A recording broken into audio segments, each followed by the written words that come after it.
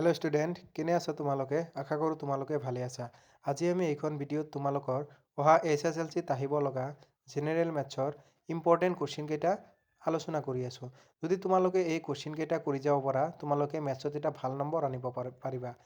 তো চোৱা, ছেকশ্যন 8 তোমাৰ MCQ দিয়া আছে। তো 1 নম্বৰ কুৱেশ্যনত আছে কিউব ৰুট অফ 1000ৰ মান। এই চাৰিটা ইয়াতে অপশ্যন দিয়া আছে, কোনটো হ'ব? ঠিক তেনেকৈ 2 নম্বৰত চোৱা, 0.00064ৰ প্ৰামাণিক ৰূপটো হ'ল, ইয়াতে চাৰিটা অপশ্যন দিয়া আছে, তোমালোকৰ কোনটো হ'ব? তো ইয়াতে চোৱা, তোমালোকৰ 20টা MCQ আছে এইখন পেজত। যদি তোমালোকৰ এই MCQ বিলাকৰ যদি তোমালোকৰ সলিউশ্যন লাগে, তেনেহ'লে তোমালোকে কমেণ্ট বক্সত জনাই দিবা, তোমালোকৰ কাৰণে মই সলিউশ্যন কেইটা লৈ আহিম। চোৱা, এনেকৈ 20 নম্বৰ কুৱেশ্যনটো কি দিছে, তোমাৰ তলৰ কোনটো এটা ঘটনাৰ সম্ভাৱিতা হ'ব পাৰে? 21 নম্বৰ কুৱেশ্যনটো চোৱা কি কৈছে, যদি x proportional to y আৰু x equal to 6 হ'লে y equal to 30। এতিয়া x equal to 2 হ'লে y ৰ মান হ'ব, ইয়াতে চাৰিটা অপশ্যন দিছে, কোনটো হ'ব? এনেকৈ চোৱা, এইখন পেজত 43 লৈকে তোমালোকৰ MCQ আছে। লাষ্টৰটো কি আছে, কি চৰ্তত px cube plus qx square plus rx plus x equal to 0 এটা ত্ৰিঘাত সমীকৰণ হ'ব। ইয়াতে তোমালোকৰ চাৰিটা অপশ্যন দিছে, এইটোত কোনটো হ'ব?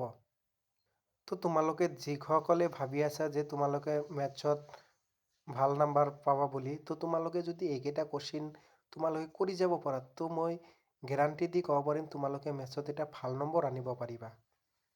ইয়াতে চোৱা, 44 নম্বৰ কুৱেশ্যনত দিছে, যদি x বাস্তৱ সংখ্যা হয়, তেন্তে 8x to the power 3 minus 1 ত্ৰিঘাত বহুপদটোৰ লেখটোৱে এই চাৰিটা অপশ্যনৰ কোনটো হ'ব?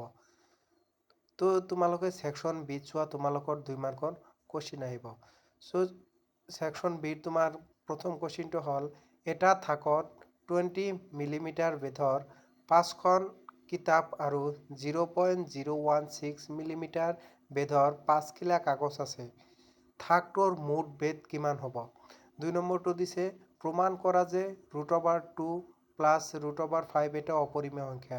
তোমালোকে এই অপৰিমেয় সংখ্যাৰ পৰা তোমালোকে এটা কুৱেশ্যন পাবাই কিতাপত, আৰু তোমালোকৰ দুটা অপৰিমেয় সংখ্যা প্ৰমাণ কৰিব লাগে, সেইকেইটা তোমালোকে চাই যাবা। তো এতিয়া তোমালোকে ছেকশ্যন চিত পাবা 3 নম্বৰৰ কুৱেশ্যন। চোৱা, ফাৰ্ষ্টৰ কুৱেশ্যনটো কি আছে, 5ডাল পেঞ্চিল আৰু 7টা কলমৰ দাম একেলগে 50 টকা। আনহাতে 7ডাল পেঞ্চিল আৰু 5টা কলমৰ দাম একেলগে 46 টকা। এটা পেঞ্চিল আৰু এটা কলমৰ দাম কিমান? ইয়াতে চোৱা, ছেকশ্যন ডিত তোমালোকে 4 নম্বৰৰ কুৱেশ্যন পাবা। তোমালোকে দুটা পাবা, এটা আহিব তোমালোকৰ বহুপদ অধ্যায়টোৰ পৰা। বহুপদ অধ্যায়টোৰ পৰা কুৱেশ্যনটো দিছে, 3x to the power 4 minus 15x cube plus 13x square plus 20x minus 30 বহুপদটোৰ শূন্য দুটা √5/3 আৰু -√5/3 হয়।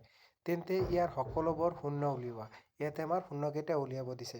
আৰু এটা কুৱেশ্যন দিছে তোমাৰ কি, 8 চেণ্টিমিটাৰ ভূমি আৰু 4 চেণ্টিমিটাৰ উন্নতি বিশিষ্ট এটা সমদ্বিবাহু ত্ৰিভুজ অংকন কৰি আন এটা ত্ৰিভুজ অংকন কৰা, যাৰ প্ৰতিটো বাহু উক্ত সমদ্বিবাহু ত্ৰিভুজটোৰ অনুৰূপ বাহুৰ এক সমষ্টি 1/2 গুণ হয়। অংকনত ঢাপবোৰ উল্লেখ কৰিবা। তো তোমালোকে এইকেইটা কুৱেশ্যন যদি কৰি যাব পাৰা, মই আকৌ এবাৰ কৈছোঁ, তোমালোকে মেথছত এটা ভাল নম্বৰ আনিব পাৰিবা।